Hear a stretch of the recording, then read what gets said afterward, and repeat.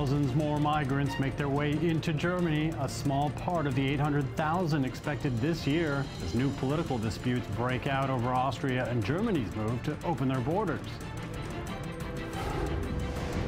The conflict in Yemen as the Saudi-led coalition strikes targets of Iran-backed Houthi rebels in the capital Sana'a following weekend attack that left dozens of coalition troops dead. And I-24 News goes to Hebron to speak with Faiz Abu Hamdia, a local who last week protected 5 Orthodox Jews who encountered violence after taking a wrong turn in the city.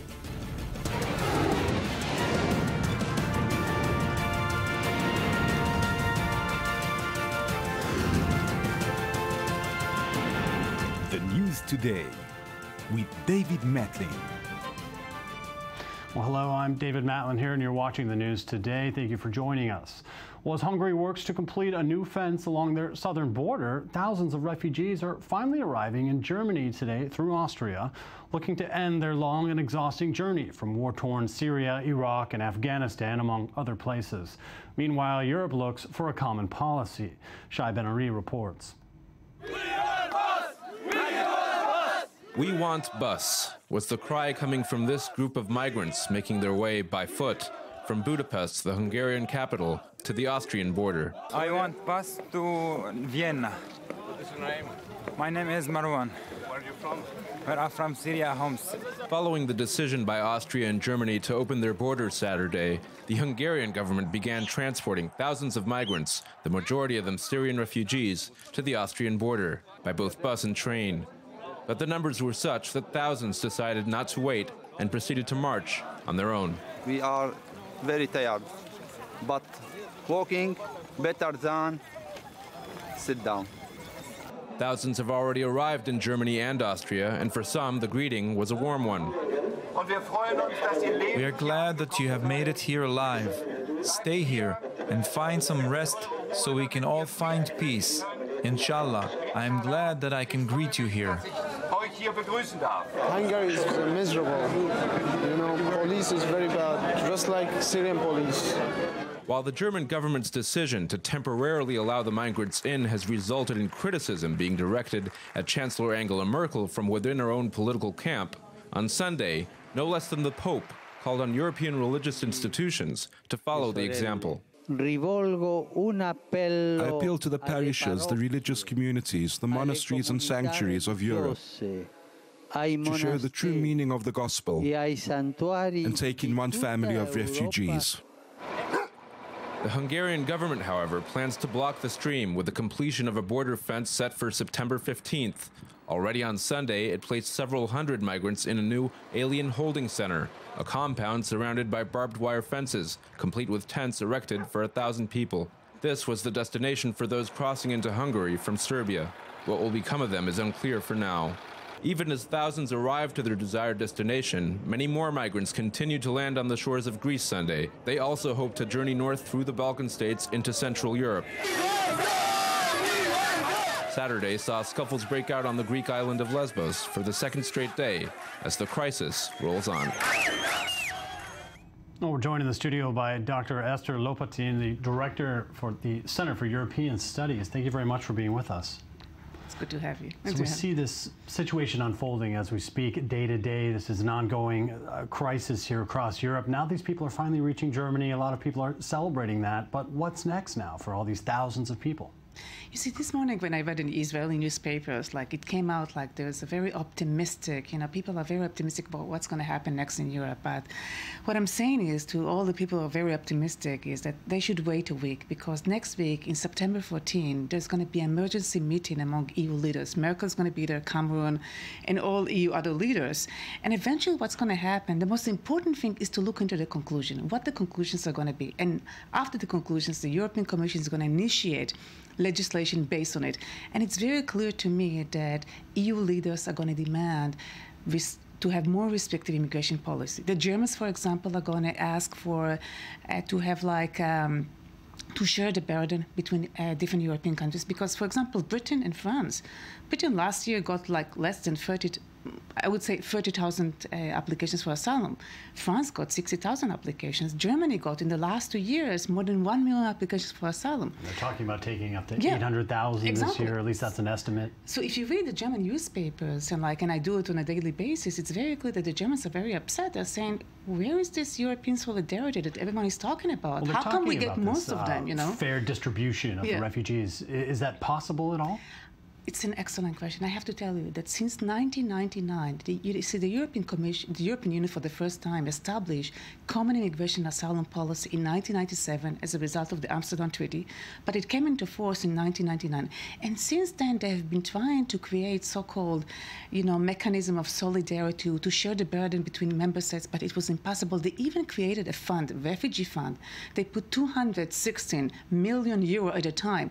But the problem is that most of the countries said, we don't want to have the money and we don't want to have asylum seekers. So it actually, in the last 16 years, it was not successful. Maybe now that it comes from Germany, they're going to push for it. But looking at Germany, or speaking about Germany, if you can, estimate how this could affect Germany in the long term, with all these people arriving in the country. I think long term. I think Merkel is going to pay a political price for it.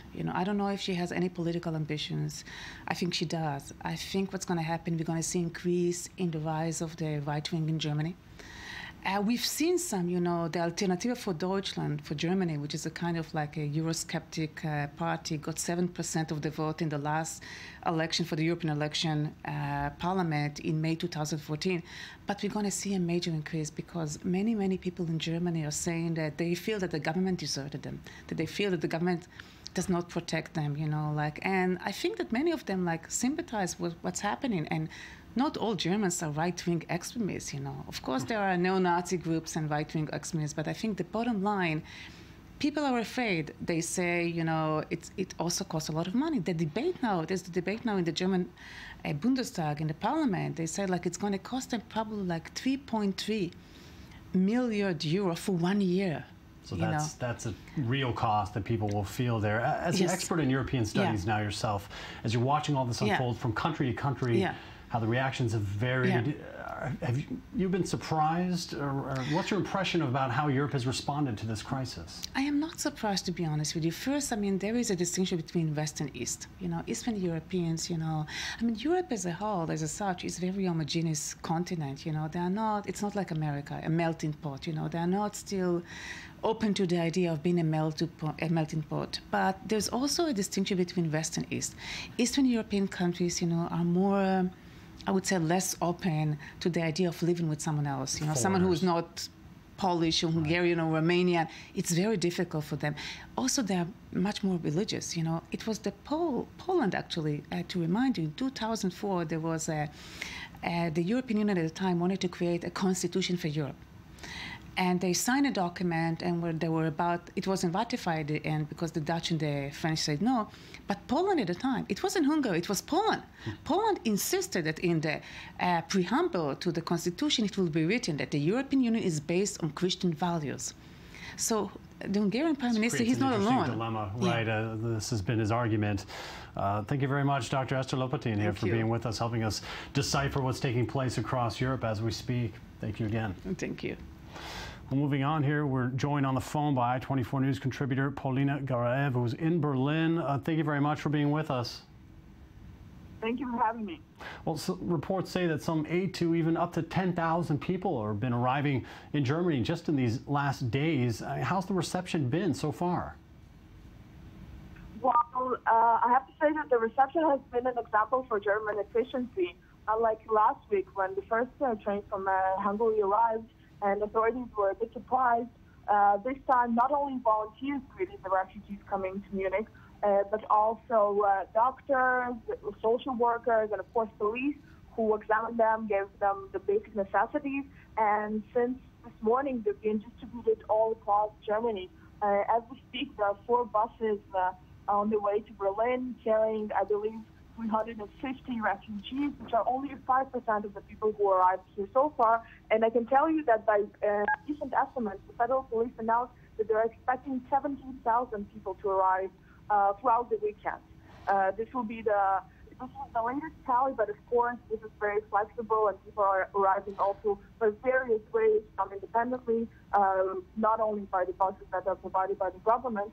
And they're really not only by the refugees and the authorities, but also regular people are opening their homes and inviting refugees. And it's been a new trend on Facebook to actually upload photos of so far a very welcoming response. So far these people have been welcomed into the country. Thank you very much, Paulina Goraev, for giving us that insight. Well, according to U.S. officials, Russia is advancing its military capabilities in Syria with shipments of men and material. The U.S. State Department issued a warning as the Kremlin may be planning to vastly expand its support for President Bashar al-Assad. Shai Ben-Ari reports. Raising the stakes in an already volatile region. A report in the New York Times states that Russia has sent a military advance team to Syria, according to Obama administration officials, in what may be the beginning of an expansion of Russian support for the embattled regime of President Bashar al-Assad. The report notes the transfer of temporary housing units by Russia to Bashar al-Assad International Airport, a single runway facility which serves the port city of Latakia, a major stronghold of the regime and its Alawite support base. The airport is named after the late brother of the current Syrian president. The housing units suggest the deployment of as many as 1,000 military personnel, according to some American officials. In addition, an air traffic control center has reportedly been delivered to the location, while the Russians have also notified neighboring countries of their intention to conduct military flights in the region throughout September. U.S. Secretary of State John Kerry voiced concern over the reports in a phone conversation with his Russian counterpart, Sergei Lavrov. We would be concerned by any attempt to support the Assad regime with military personnel, with aircraft, with supplies of any kind, or funding, because we view it as destabilizing and counterproductive. There is debate over what is the exact purpose of this Russian presence, though some speculate it is in preparation for Russia conducting its own airstrikes out of Syrian territory. Still, U.S. officials would not comment on what steps might be taken in response to the Russian initiatives. Is there a consequence for Russia if they, in fact, Again, we don't know. I know, but if the port is blown so out, you're asking is me, there a consequence? You're asking me to respond to a hypothetical, which we're loath to do from the podium. Earlier, Russian President Vladimir Putin had dismissed any talk of Russian ground troops in Syria, but admitted that, quote, various options were being examined. Putin did make some comments that could be interpreted in a number of ways. We really want to create some kind of an international coalition to fight terrorism and extremism. In order to achieve this goal, we are holding consultations with our American partners. The Russians, of course, consider most of the elements fighting the Syrian regime as terrorists, including moderate rebel forces backed by the West. It appears Russia is intent on looking after its own regional interests, no matter what the future holds for Syria. Well, now we're joined in the studio by our correspondent, Shai Ben-Ari, and an expert on Russia at Haifa University, Dr. Baruch Gulgurevich. Thank you very much, both of you, for being with us here. First of all, Russia is setting up air traffic control centers. It's been reported that they're setting up housing for, could be thousands of personnel. What are they up to? First of all, we have to relax a little bit. They are not going to intervene. They are not going to fight in Syria. Putin hinted it already, and I think on some occasion he made it quite clear. Russia is not going to fight in Syria. However, he wants to direct an international conference in which United States and Russia together will work out the mechanism to stabilize the situation. He already hinted. The U.S. refers to it as a military buildup already going on in Syria. At least that's not a serious one. Okay. It's quite clear that it's not a big buildup. It's quite a minor one. But I think that's an introduction to the diplomatic move, to the political move, not toward war. More than that, already Putin said that he's working, and probably Assad already agreed, to have early election to the Syrian parliament in which the rebels, the moderate rebels, will be able to attend. The idea is to... a lot of question around what moderate rebels would be invited or considered appropriate. And that's something that, as far as I'm concerned, Putin would like to work it out with the American he may be a little bit more flexible. What he wants to maintain is Assad as the president of all this setup.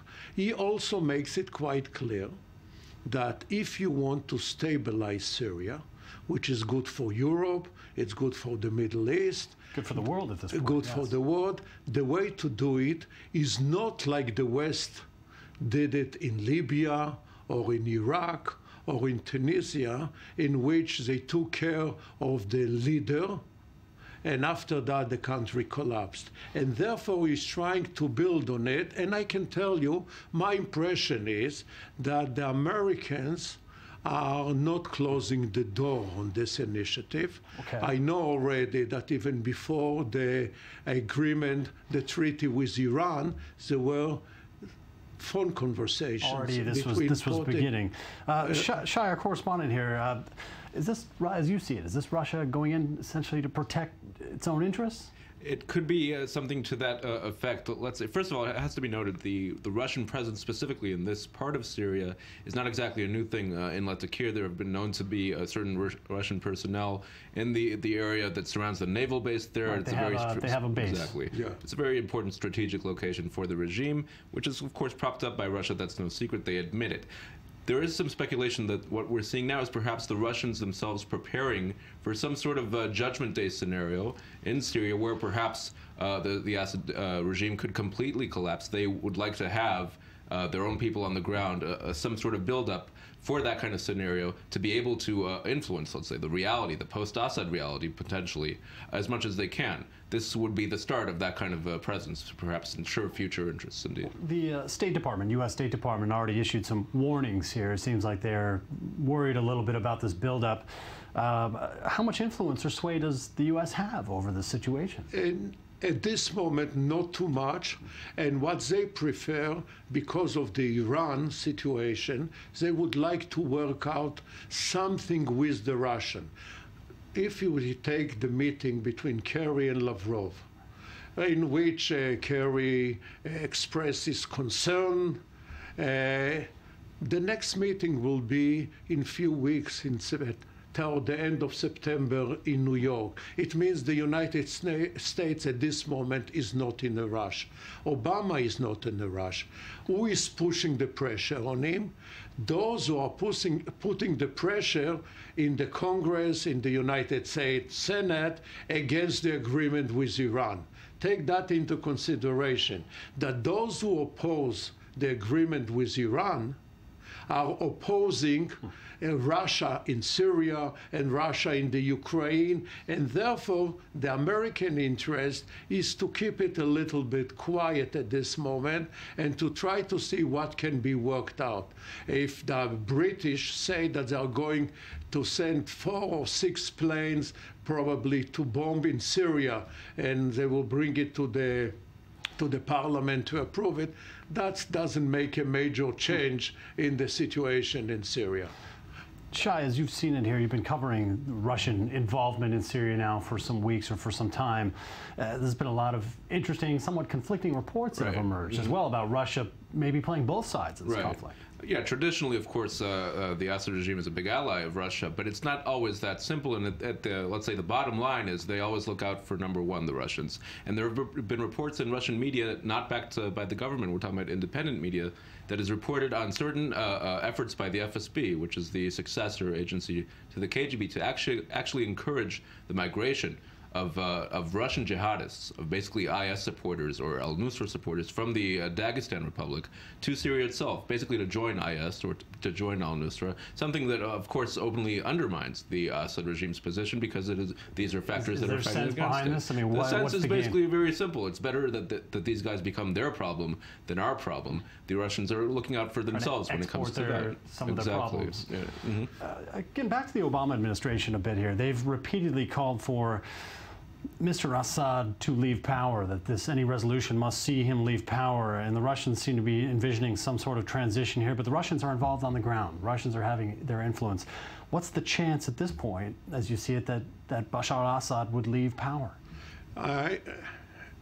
In my opinion, it seems that for the near future, whatever will be the agreement whatever will be worked out, Assad will stay for a while. Will be election if everything will work properly. Phase 2 or phase 3 will be a consideration that maybe Assad, or he will get sick, or he will leave. Something will be worked out because something will be resolved. Will be resolved with the concept of stabilization. Now Russia also, as you mentioned, the immigrants to Europe already. Pretty new problem. No, he made it very clear just a few days ago in Vladivostok in a speech that. It was predicted. It was quite clear a while ago that that's what would happen. And therefore, if you want to prevent it, you cannot do it in Europe.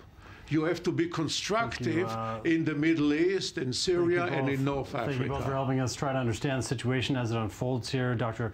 Baruch Gugurevich and our correspondent Shai Ben-Ari, appreciate your time. Thank you. My pleasure. Well, more good news for U.S. President Barack Obama over the Iran nuclear deal.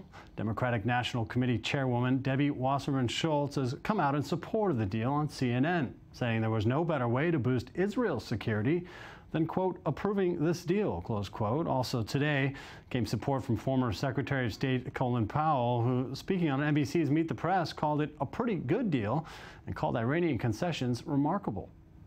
And in the last 10 years, they've gone from 136 centrifuges up to something like 19,000 centrifuges. This agreement will bring them down to 5,000 centrifuges. All of these will be under IAEA supervision, and I think this is a good outcome. I concluded that the best thing to do is to vote in support of the Iran deal and make sure that we can put Iran years away from being a threshold nuclear state and ensure that we can more closely concentrate on their terrorist activity. So I'll be casting my vote to support the deal and, if necessary, sustain the president's veto. Well, fighting is intensifying in Yemen, with Saudi Arabia and its allies upping their bombing campaign Sunday in the wake of last week's killing of dozens of coalition troops.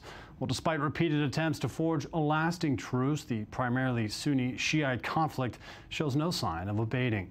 Well, I-24 News correspondent Charles B. Blazer has the details. Smoke billowing up from Houthi rebel positions in Yemen's capital, the result of major airstrikes Sunday by Saudi-led forces. The aerial bombardments targeted the Iranian-backed fighters, along with troops loyal to former President Ali Abdullah Saleh, an ally of the Houthis. A Muslim Brotherhood-affiliated religious school, taken over by the Zaidi Shiite group, was also destroyed, as the complexity of the conflict deepens. Sunday's attacks are apparent retaliation for the killing of dozens of coalition forces just days ago, when a surface-to-surface missile struck a weapons storage facility in Marib. The fatalities included at least 45 Emirati soldiers, 5 Bahrainis, and 10 Saudis. The uptick in violence comes as King Salman visited Washington, where he and President Obama agreed on the need to find a solution to the crisis in Yemen. We share a concern about Yemen and the need to restore a functioning government that is inclusive and that can relieve the humanitarian situation there. We want to work together for world peace. Our region must achieve stability, which is essential for the prosperity of its people. We are willing to cooperate with you in order to achieve that. Meanwhile, the humanitarian situation in Yemen continues to deteriorate, with millions of people in dire need of aid. In response, the UN announced a new plan to alleviate the suffering. Secretary General agreed that the UN would set up a verification and inspection mechanism to increase the flow of commercial goods into Yemen by sea. The United Nations, the Yemeni government, and the coalition have now reached an agreement on the mechanism. A civil war in Yemen escalated this past March when Arab states intervened after Houthi militia took over much of the country and exiled the government. Since then, more than 6,600 casualties have been documented, including more than 2,100 deaths. We're now joined in the studio by senior Middle East analyst Ali Waqid. Ali, great to have you back. Talk about this. Let's talk about this conflict here now. After 45 UAE soldiers, 10 Saudis were killed here, it doesn't seem like, despite the coalition efforts here, it doesn't seem like the Houthis have been weakened at all. In fact, are they at their strongest point yet?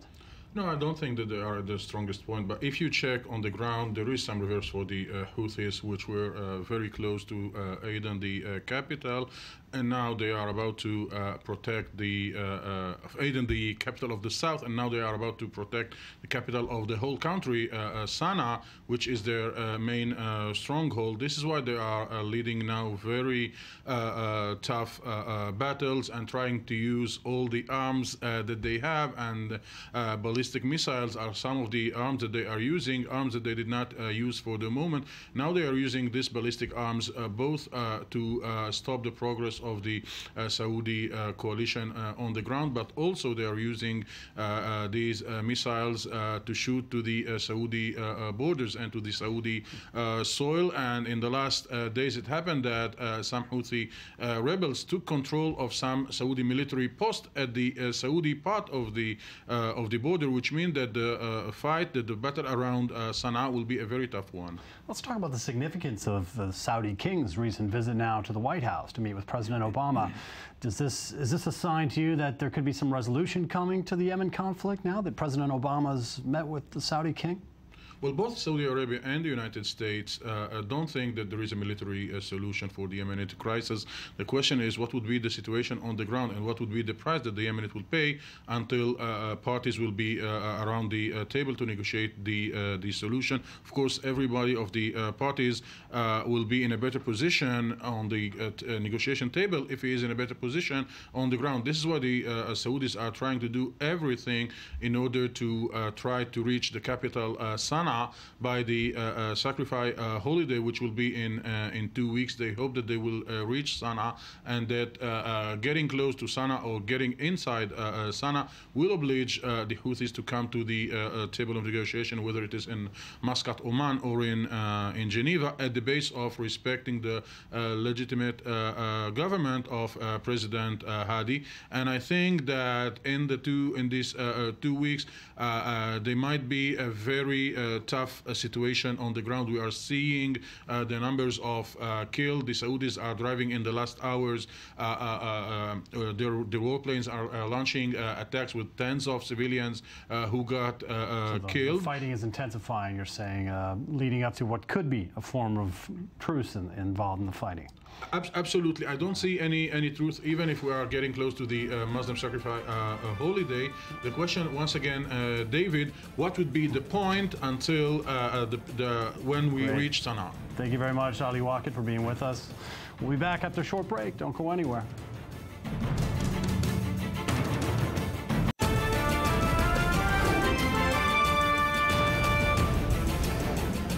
Thousands more migrants make their way into Germany, a small part of the 800,000 expected this year as new political disputes break out over Austria and Germany's move to open their borders.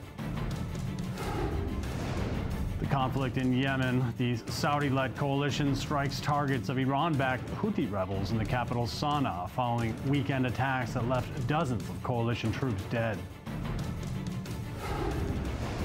And I-24 News goes to Hebron to speak with Faiz Abu Hamdia, a local who last week protected 5 Orthodox Jews who encountered violence after taking a wrong turn in the city.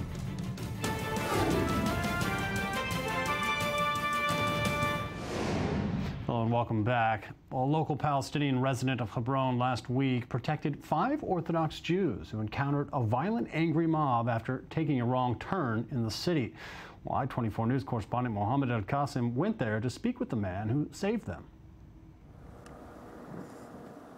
Back from a trip to the Dead Sea and on their way to the Tomb of the Patriarchs, a site divided between Muslims and Jews, 5 American ultra-Orthodox Jews accidentally entered the West Bank city of Hebron. They apparently took a wrong turn and found themselves in the southern part of the predominantly Palestinian city. It quickly became violent, with their lives clearly in danger, as a group of Palestinian youth threw stones at them before torching their car. The 5 tourists ran up the stairs and sought shelter at the home of Faiz Abu Hamdia.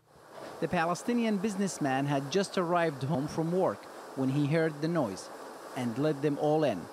They got to this point and I called them. I didn't see any weapon with them, so I called them in. They came up and I went to meet them and let them in.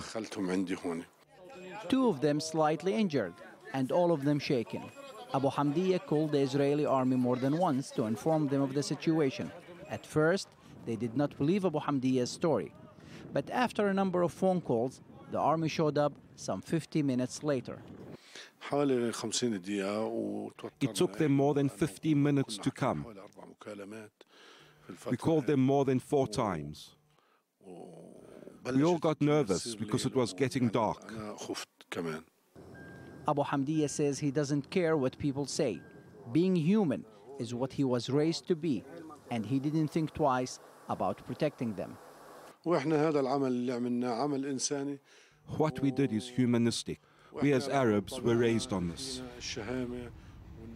Mohammed Al-Qasim joins us now in the studio. Thank you for being with us and for bringing us this unique look at the situation. First of all, if you can tell us, how unusual of a circumstance is this when Israeli Jews go off track and are saved by a local resident? This isn't unusual. It happens every so often. Let's just keep in mind, David, that not very many Jews go into Palestinian-controlled areas.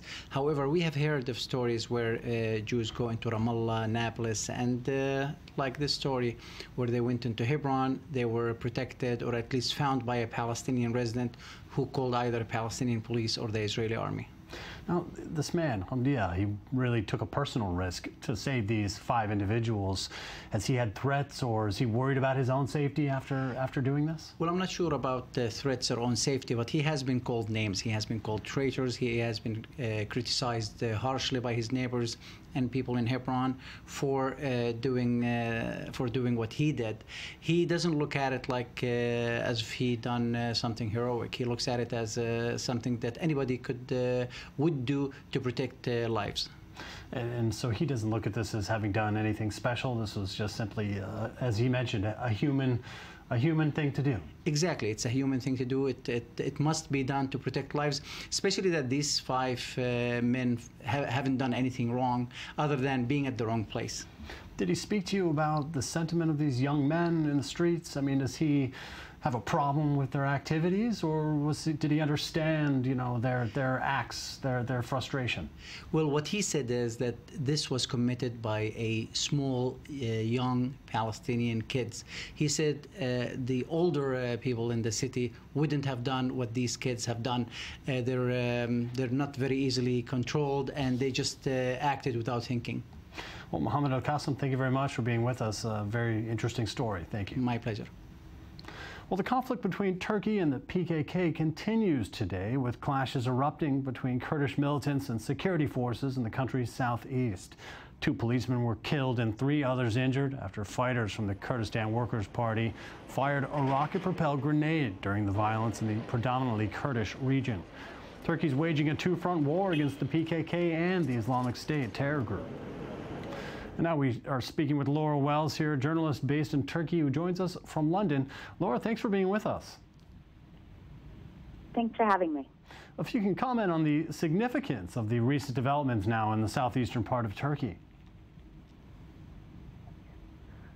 Well, it's a worrying development for anyone in Turkey, regardless of their ethnicity or even who they support. President Erdogan earlier today said that actually PKK is the #1 threat to Turkey, and ISIS is actually second. So even though most people do not want to see any more death, and there is still some support to fight the PKK, it looks like this is probably going to continue at least until the elections on November 1st. Speaking of these elections, Laura, what do you think is likely to be the impact or the influence on the elections? It's really interesting. If you look at the polls, it doesn't look necessarily like the formerly ruling AK Party, which is now in charge of the de facto government, or that they really haven't lost any numbers. They might have gained. The ultra-nationalist MHP looks like it is probably losing ground because it would not work at all with the pro-Kurdish HDP in any sort of coalition. And ultimately, that's what prevented the opposition parties from being able to form a coalition, in which case then AK Party had the power to create or not to create a coalition, which of course it never offered any opposition party a coalition. And that's what led the former co-founder of AK Party, President Erdogan, he has had to resign from the AK Party, being the president, which is head of state. That gave him all the power then to decide that they were going to have a re-election. And so it should be very interesting. Some people say now that the pro-Kurdish HDP might have more Kurdish voters than ever before. It reached 13%, which is pretty high, and partially due to the fact that some non-Kurdish voters gave their votes to them. If you look at the Kurdish population in Turkey, there are some very liberal, they're pro-socialist policies in Turkey, just like the PKK is basically a quasi-communist group.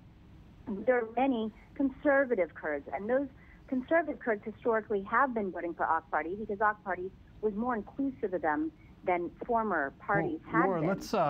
But it looks like since... Let's talk about this basically two-pronged war that Turkey is fighting right now, with increased violence, with these types of activities taking place, soldiers dying, policemen dying. Is there any waning support for these campaigns within Turkey itself?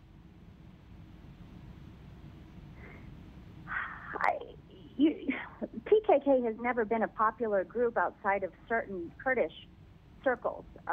When I was talking about the conservative Kurdish group, they generally they have not been supportive of the PKK.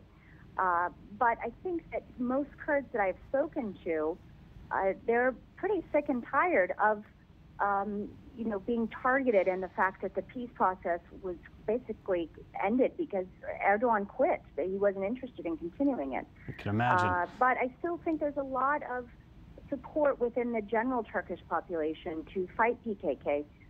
But to crack down on the violence. Why was it sparked right now? Well, thank you very much. Laura Wells, a journalist helping us cover Turkey here. Well, 3 days after Guatemala's president resigned amid a scandal, the nation is holding elections. With voters tired of corruption, one of the two current frontrunners is a populist comedian turned politician. Live 24 News correspondent Charles B. Blazer has more.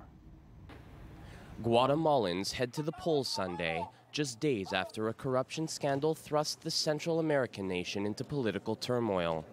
President Otto Perez Molina stepped down Thursday and was jailed pending charges on graft accusations. Former Vice President Alejandro Maldonado, who has assumed the presidency on an interim basis, called for a safe and secure vote. The security forces around voting centers have them under control, so as to maintain respect and order, to guarantee that all Guatemalans assist in the vote. In this way, there can be certainty that the state is strengthening this electoral process, so that the will of the Guatemalans is free. The election is being hotly contested, with Manuel Baldizon, the candidate of the center-right opposition Leader Party, polling neck and neck with independent challenger Jimmy Morales. Former First Lady Sandra Torres of the National Unity of Hope Party is in third in the surveys. Some of the major campaign issues included stemming the massive flow of Guatemalans to the United States, improving the government's tax collection and efficiency in public spending, as well as modernizing the state. Sunday's ballot is being closely monitored both within Guatemala and from abroad. The resignation of President Perez Molina will bring with it a better participation level in these elections. It is very possible this will result in new opening for hope and real effective justice at every level. A runoff set for October 25th is expected, as no candidate is predicted to obtain 50% needed to win in the first round. The next president will take over in January. Well, in other news, in a vote today, Thailand's military-appointed Reform Council rejected a new constitution. Well, that means the time frame for an election will be pushed back to April 2017 at the earliest, while a new charter is drafted. It was originally expected to sail through the vote at the National Reform Council, but after weeks of deliberation, it fell far short. One of its most controversial elements was a new committee dominated by the military, allowing it to exercise substantial power during times of so-called crisis. And 30 years after French secret agents bombed a Greenpeace ship that was protesting against French nuclear tests in the Pacific Ocean, a former agent who attached the device to the ship is speaking out and apologizing for the controversial operation. I-24 News reporter Uri Shapira has more. 30 years after the sinking of the Rainbow Warrior ship, the attack on a Greenpeace vessel by French secret agents, the man who planted the bomb that sank the ship and caused the death of photographer Fernando Ferreira has apologized. An innocent man on my conscience, and that weighs on me. On July 10, 1985, the Rainbow Warrior was docked in Auckland, New Zealand, on its way to protest French nuclear testing at Muroa Atoll in the southern Pacific Sea. Just before midnight, the ship was bombed.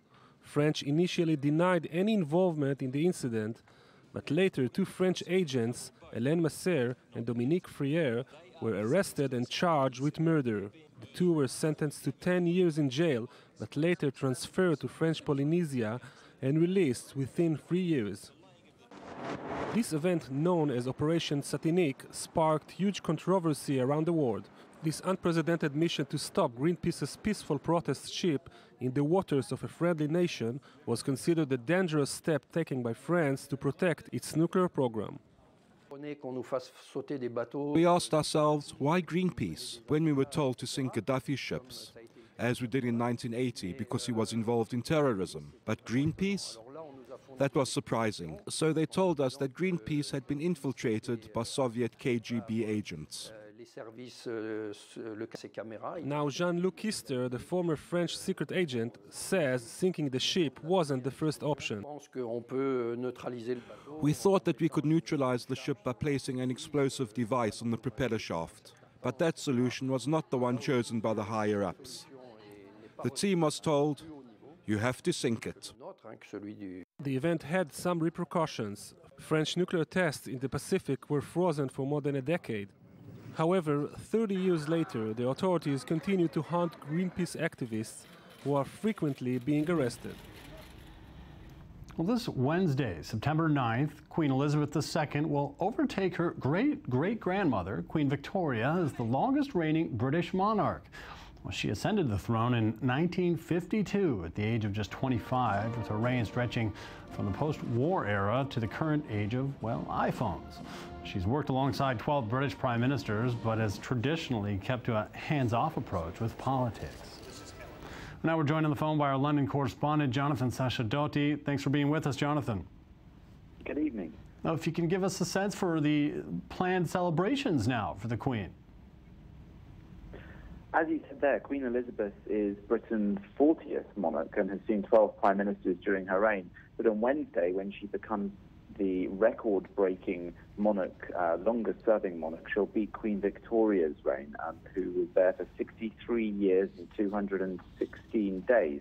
So the celebrations themselves are interesting because Britain already celebrated her 60th year on the throne in 2012 with some elaborate official celebrations. The Queen had, in fact, hoped to spend Wednesday quietly in private without making a big deal of this particular record, but popular demand has meant that she's now going to give a speech. She is going to be interrupting her holiday at Balmoral to open the new Borders Railway, the longest domestic railway line to be built in the UK in over a century, and she's going to be giving a speech in which she will probably thank her British and Commonwealth subjects for 63 years of support. Well, the royal family seems to be very popular right now. Is there anyone who's not celebrating this? Certainly the royal family has picked up some support since darker days. For example, just after the death of Princess Diana, they were relatively unpopular in polling. But the Queen is actually able on this anniversary to celebrate again, because a YouGov poll for the Sunday Times just out has revealed that the current Queen has been voted the greatest monarch, ahead of Elizabeth I and Victoria. She scored 27% more than the combined score of Elizabeth I on 13% and Victoria, the Queen's great-great-grandmother, on 12%. So while there are, of course, those who aren't big fans of the royal family, they do still maintain quite a positive feeling among the nation, and people are very supportive on occasions like this in particular. So I guess we have a grasp on the cultural significance here. What about, I know that the royal family tries to stay away from this, but any political dimension at all to this? On the contrary, the Queen is really noted, in fact, for her reign because she's kept things fairly boring, as David Starkey, the British historian, said last week. He said that she'd never done or said anything memorable, and that her skill had been, quote, to keep the royal show on the road. But he says that that was meant as a compliment, and in a way, that's exactly reflective of the fact that the monarchy now is not a political body, and the Queen's staying power and respect from the nation is really reliant on the fact that she has, in many ways, been very dutiful as the monarch of the nation without interfering in politics. Our London correspondent Jonathan Sachadoti, thank you very much for being with us. And now we take a look at the economy with Dr. Alex Coleman, a value creation expert from the Academic College of Tel Aviv. Thank you very much for being back. Good evening. I'll try to say nothing memorable. Say and do nothing memorable in a 60-plus year reign. Okay. Let's talk about job growth in the U.S. here. I think there's been 173,000 new jobs in the U.S. Yes. That's the beauty of cruelty, actually, because if you compare it with European Union has a totally different, I mean, the U.S. employment has increased dramatically because it's a cruel place. If you do not have a job, your chances of starving are high. While in Europe, because you have such a strong social network that supports you and you still get unemployment, you have your motivation to go to another job or to move sideways is weaker. And as a result, Europe is going down and the U.S. is going up in terms of employment. And that's a very positive step, right? I mean, is there any downside to there being more jobs in the U.S.? No. On the contrary. The thing is this, that as the U.S. productivity slowed down, China became very, very cheap, very attractive. So almost everything moved outside. Jobs that were not appropriate for China moved to India, such as call centers, if you remember Slumdog Millionaire. And then people realized that doing IT far away from the U.S. is not as effective, that some things, when you do them close to you, you're more nimble, you're faster. Zara is one such example. It's not a U.S. company, but it showed that doing things at home, even though it's more expensive, it's more effective. And so many of the companies that moved offshore are moving back inshore now.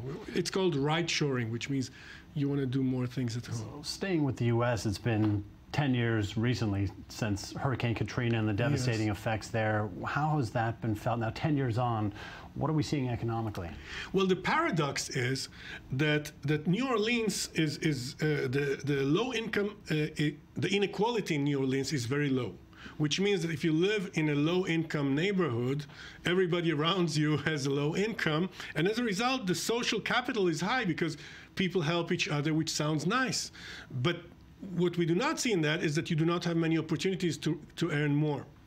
And many, 250,000 people were evacuated from New Orleans and moved into Houston. And of them, 100,000 stayed there, and we're talking about family income rising by $4,400, which is significant. So they're happy in Houston, perhaps. Exactly. So because Houston has a higher inequality, it means that it also has more opportunities. So as a result, people were forced to rise socially. One example is prisoners who stayed in New Orleans. 60% of them returned to a life of crime versus 45% in Houston. So that's a paradox. Very interesting, as always. Dr. Alex Coleman, thank you very much for being with us. Thank you so much. Well, we got some incredible pictures from a storm over the weekend in Naples, Italy. Check this out here. Hailstones the size of ping pong balls. That's over 5 centimeters in diameter. They hit the city, injuring several people, damaging property. It's easy to see how. Meteorologists say the storm was brought on by a powerful southward plunge by a jet stream in Western Europe, building up thunderstorms over the Mediterranean. And the Palestinian town of Taibe, north of Ramallah, is the scene of a new winery looking to make an entry to the local market. Our correspondents Julian Bachlul and Eli Ochenberg bring us the story.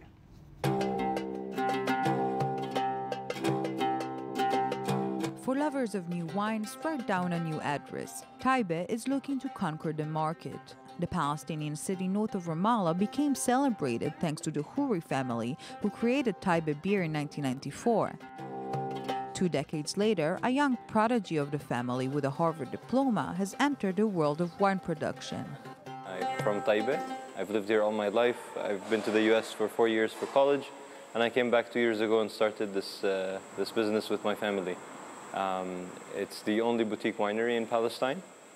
We felt that there's a need for a high-quality Palestinian wine. We've had many people who come to the brewery asking for a quality wine, and we've been able to provide a quality beer for the past 20 years. So as I started working, it's a tradition that's been done here in Taiba for many years, so that's how I first got into it. And I fell in love with winemaking, and so I decided to start the winery. Kanan has just 1 employee at the moment. He works non-stop and is in charge of almost everything, from the creation of the wine itself to the website, posters, and even household cleaning. But Kanan isn't complaining and proudly shows off his facilities. We bring the grapes from cities called Birzeit and Aboud. They're 20 minutes away from here. We've also planted our own vineyards, but they require more time for them to start producing. Okay. After moving the juice here, during fermentation, we do what is called pumping over. Basically moving the wine, taking it from the bottom and then spraying it from the top, making sure the juice is mixed with the skins and the seeds to absorb more of the color and the tannins and what gives the wine its complexity and flavor. Those who love wine know good wine is not drunk right away, but must be left to ripen. For this phase, Kanan chose casks from France. Thank you. And after all these technical explanations, the most interesting phase of the visit has arrived, sampling the first Palestinian wine. Shukran. Sahetkum. Cheers.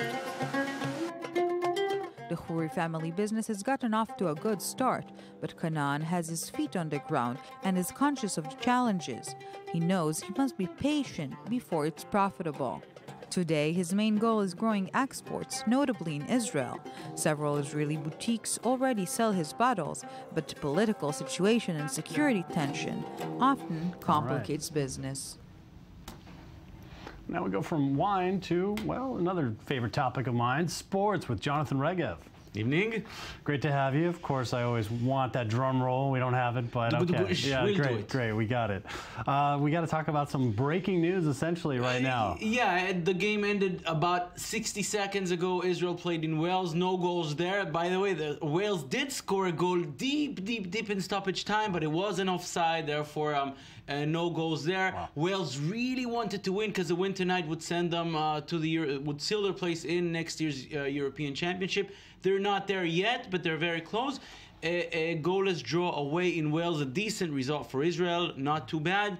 Keeps Israel in the race probably for the 3rd place, which means the playoffs. A decent result. I say none of the teams is very happy with it. Wales wanted to win. They were close. Not bad. Not a bad result for Israel. So it's not a crushing draw here for Wales, who probably had high expectations here. They did want to seal it this time. There are still 2 games to go, and they just need 1 victory from these 2 games. They will probably get it because they're a very good team. They were far better than Israel today in the match, but they couldn't score today. Maybe they'll do it next time. Well, we got to talk about someone else here. Another team here, Iceland. Another small nation that's making a splash here. They need just 1 point from their remaining 3 matches to qualify, and they play later on tonight in about an hour against Kazakhstan, so they will probably get it. We have to remember that Iceland is a nation of about 330,000 people. That's the entire population of this country. They will make it to the Euros tonight, and it's not a surprise or by luck. In their last 2 qualifiers, they were always very, very close to qualify. They are very, very good, which again is very surprising because the entire population is a population of a middle town in Spain or England. Go by population theory, they shouldn't have any chance. No chance. Exactly. You think these countries never have a chance. By the way, for 9 months of the year, you cannot play football outside because it's freezing cold. But they found the ways to do it, and you got to applaud them. A very, very nice thing they're doing there in Iceland. on the verge of qualifying for next year's championship. Yes, very, very close. I assume they'll do it tonight. They play Kazakhstan, which is the weakest team in their group. Another big story in that group, the Netherlands, they lost tonight to Turkey, and they have no chance of qualifying directly. They will have to either go through playoffs or not qualify at all. The Netherlands, one of the biggest teams in the world, they made it to the semifinals of the World Cup just a year ago. Big story there as well. Now, again, we have another topic here, something off topic. You usually finish us on something interesting Yes, here. usually, you know, we bring those diving world championships where the execution is just perfect. Well, Looks now that way to us, though. Yes. Now let's look at some people who do it a bit imperfect on purpose. It's the World Splash Diving Championship, where the point is make a splash. Yeah, first make it painful, second make it funny, and you know what? Everyone can dive from a platform and may know it's so splash, yes. So they will not get a perfect 10. Sometimes there are funny costumes. The whole thing here is about participating. The men who created this competition about 10 years ago said, I want to change the way people look at splash. It's not just a way of throwing water at people. It's also about having fun. I'm trying to hold up my sign with a 10 on it, 10 right here. I would give those people a 10, absolutely. Well, if we were the judges, they win. Jonathan Regev, thank you very much for being with us, as always. And that's all for now. We'll be back after a short break with the headlines and more from the news today.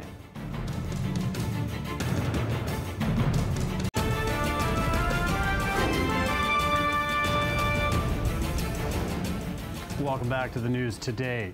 Well, refugees from Syria are flooding into Europe and many neighboring Middle Eastern countries, except one, Israel. Well, today, Israeli Prime Minister Benjamin Netanyahu rejected the opposition's call to take in Syrian refugees, and he explained his reasoning that Israel is a small country that lacks the ability to shelter them. Eli Ochenberg has more. While Europe struggles to handle the intensifying migrant crisis, some think Israel could be part of the solution. The latest political battle in Israel began with opposition leader and the head of the Zionist Union, Isaac Herzog, calling on the government to open its doors to the Syrian refugees. Over the weekend, I've spoken to a few leaders. One of them is Kamal Abwani. He's a freedom fighter, a Syrian freedom fighter who is now in exile in Sweden. And he has begged with his allies for an international emergency conference to deal with the humanitarian crisis in Syria. And as part of this, I'm offering that all nations partake in the conference, including Israel. But Herzog's idea wasn't accepted well by Israeli Prime Minister Benjamin Netanyahu, who issued the calmest reaction among government ministers, rejecting Herzog's proposal. Israel is not indifferent to the human tragedy of the refugees from Syria and Africa. We have already devotedly cared for approximately 1,000 wounded people from the fighting in Syria, and we have helped them to rehabilitate their lives. But Israel is a small country, a very small country, that lacks demographic and geographic depth. Therefore, we must control our borders against both illegal migrants and terrorism. And indeed, Israel is widening its protection on the borders, constructing a fence on its eastern border with Jordan, which will stretch from the south of the country to the north. But can Israel, facing many demographic problems of its own, really accommodate an influx of refugees? According to Herzog, the answer is yes. Israel will consider taking in a small amount of refugees, a limited amount, for humanitarian purposes, and show that we don't sit idly by. In fact, we are heavily involved in humanitarian efforts in the region, heavily involved in helping Syrian casualties and wounded and families, but I think that we should also be able to take refuge for refugees from Syria if it's needed. Meanwhile, Palestinian Authority President Mahmoud Abbas also wants to get involved in the solution, appealing to the UN on Saturday to pressure on Israel to allow Palestinian refugees from Syria and Lebanon to move to the West Bank and the Gaza Strip. Well, to discuss the topic now, we're joined in the studio by Professor Abraham Sion, the chair of the Center for Law and Mass Media at Ariel University, and Amir Oren, defense and government analyst for Haaretz. Thank you both for being with us. Professor Zion, I'd like to start with you. Israel is a neighboring country to Syria, shares a border. Let's talk aside from the circumstances of that border right now, but it shares a border with this country. Shouldn't refugees be brought in some capacity, especially Druze, perhaps, shared ethnicity across the lines? Well, you're talking as if Israel is in Switzerland or in Austria. Syria has been a very strong enemy of Israel for many years. And I would say the Syrians were the most vicious of our enemies. Now, if you speak about a few hundreds, it's not going to do any good, because there are about 4 million refugees at the moment, Syrian refugees, seeking asylum in European countries. This is not. I mean, this is just a token. It's not for real. That it's not going to help the Syrians. A solution. It would help the ones that came to Israel. No, but because they have other places to go. Okay. You have the Arab countries who should take them in. I mean, you have all the Emirates they're not doing anything about it. You have Saudi Arabia, rich countries. They have oil and they can definitely keep them there. But Israel, with such a tiny country, I really don't understand Mr. Herzog trying to show that we are benevolent and that we are magnanimous and that we are open to other people. But the Syrians are. Don't forget that the Syrians have treated us very badly all over the years since 1948. And I don't see any reason why we should put them in. Well, Amir, as Professor Zion mentioned, we've been in a technical state of war, Israel and Syria, since 1973. How could Israel actually take people in from a country like that? And furthermore, would they come? Well, the regimes have been at war, not the peoples necessarily. And Professor Zion mentioned the term token. Well, in politics and in diplomacy, tokens are very real, and propaganda has its value, and there is a difference between quality and quantity. Mr. Herzog mentioned a few hundred refugees. Yes, it will not do a lot of good to the millions who are going to still be displaced, trying to be migrants in Europe. But it might bolster somewhat Israel's position worldwide. And if you go back to 1977, when Menachem Begin let in a few dozen Vietnamese refugees, the boat people, so to speak, who were there astray at sea, obviously, had there been 100,000 Vietnamese, even Mr. Begin wouldn't have let them in. It made for some positive effect for Israel. Now, as you mentioned, David, the Syrians do not necessarily want to be here because they want to go temporarily somewhere. They don't want to be branded traitors once they go back to Syria. Which is a dilemma of coming to Israel.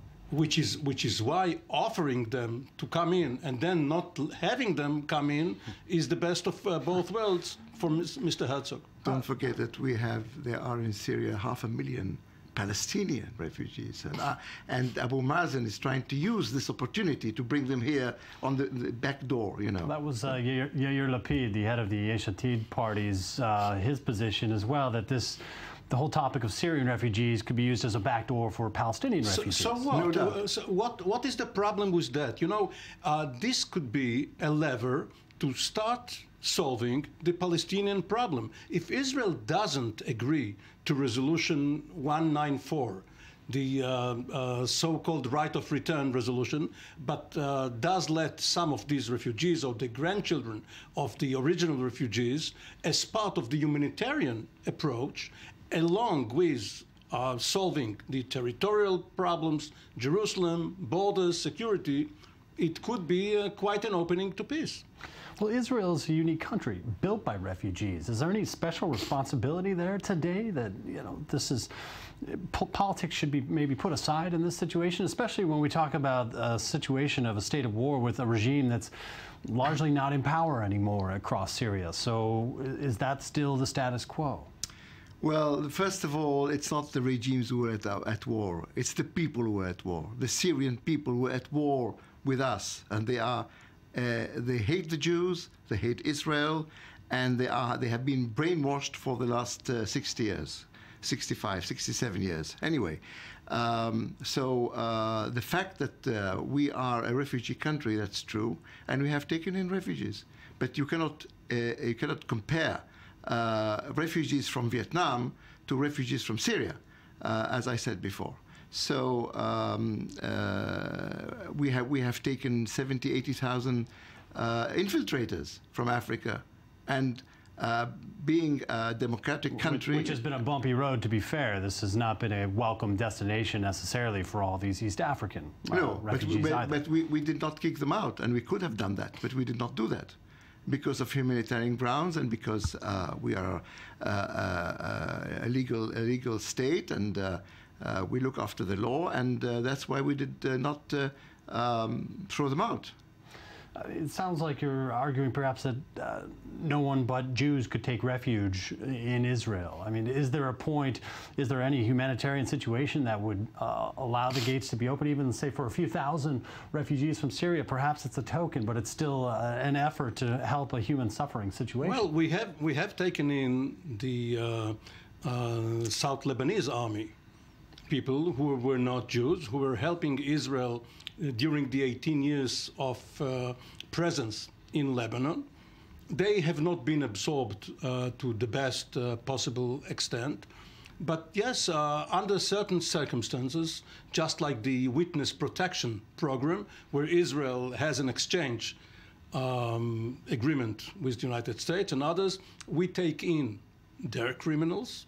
They take in our criminals, those who cooperated with like police. What's happening today? So everything works well in Israeli hospitals in the north. As some reports say, up to 1,000 wounded Syrians, have been treated very quietly in Israeli hospitals. Exactly, very quietly, yes. Because I think we should have done a lot about it, a lot of hoo-ha on this matter. No, because we have treated Syrians, and we have saved lives, and I don't know whether you would find any other country at war who would have done the same. But this has been stopped.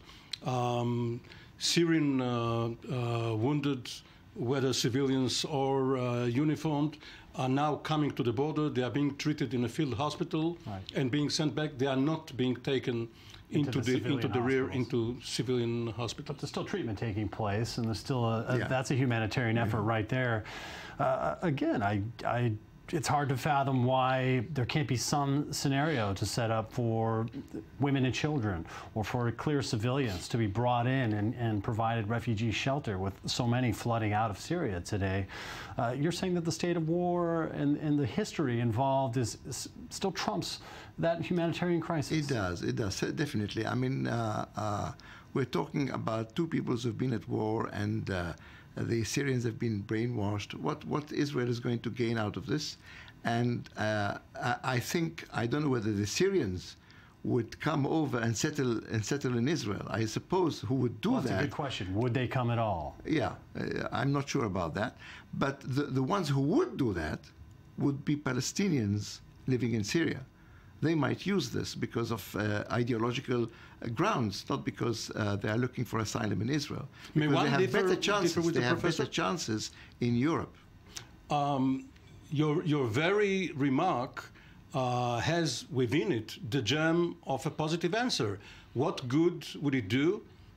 You may unwash the brainwashed. You may make them ambassadors of goodwill. Once they are here, once they see that Israelis are not monsters and they are here only temporarily, then they go back and spread the word.